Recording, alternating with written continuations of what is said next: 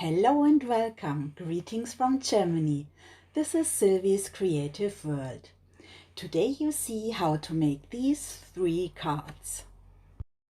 I am starting with a stamp from Simon Hurley Create. It's background stamp Classic Flannel, and I'm using my stamp platform from Tonic Studios and Tim Holtz.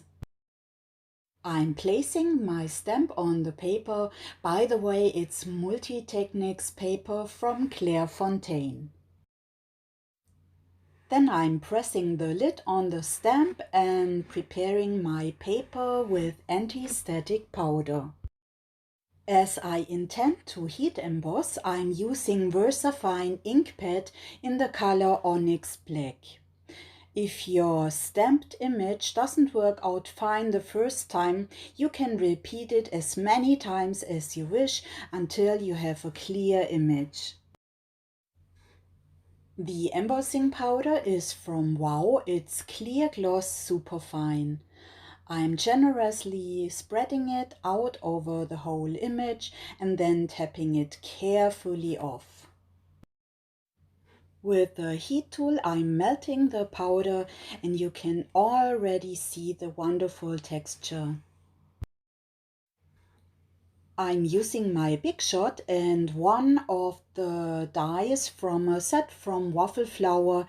It's called Speech Bubbles, and I'm securing it with a little bit of washi tape.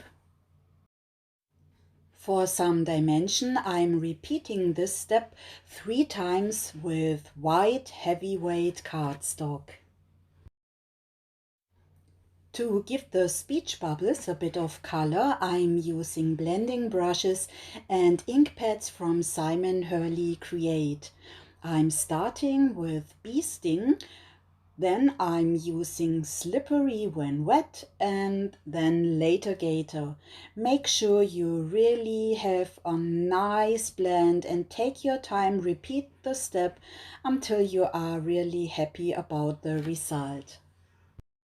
Color Combo 2 is Clear Skies, Midnight Snack and Triple Berry. Color Combo 3 is Triple Berry, Slippery when wet and Clear Skies. The 3 white speech bubbles and the colored one are glued on top of each other with Tombow glue. For the background, I'm using white heavy cardstock and an embossing folder from Crafter's Companion. It's called Distress. When you are dry embossing, you have to switch to tab 1 on your multi-purpose platform. The great advantage of embossing folders is that you always have 2 different looks depending on the side of the paper you are using. I'm adding Tombow glue on the white dry embossed paper and then I'm gluing it on black cardstock. Now I'm adhering it to the white card base. As I wanted a little accent, I'm using a white gel pen to draw little dashes on the edges of the card.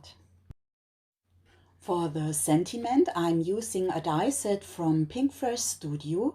It's called Sentiment Sweet Hello. I'm starting with the die for the background and die cutting it from white heavyweight cardstock. The word hello itself is die cut from black heavyweight cardstock and I'm die cutting it 3 times for some extra dimension. Using a piercing tool makes it much more easy to poke out all the fine details from the die cut. I know it's really a bit time consuming, but in the end, when you see the result, the beautiful dimension, it's worth every minute and every effort. It is also helpful to put a little acrylic block on the dies, let it dry for some minutes before you glue it on the shadow. And if some glue oozes out, I'm using my piercing tool. The last step is to glue it on the speech bubble.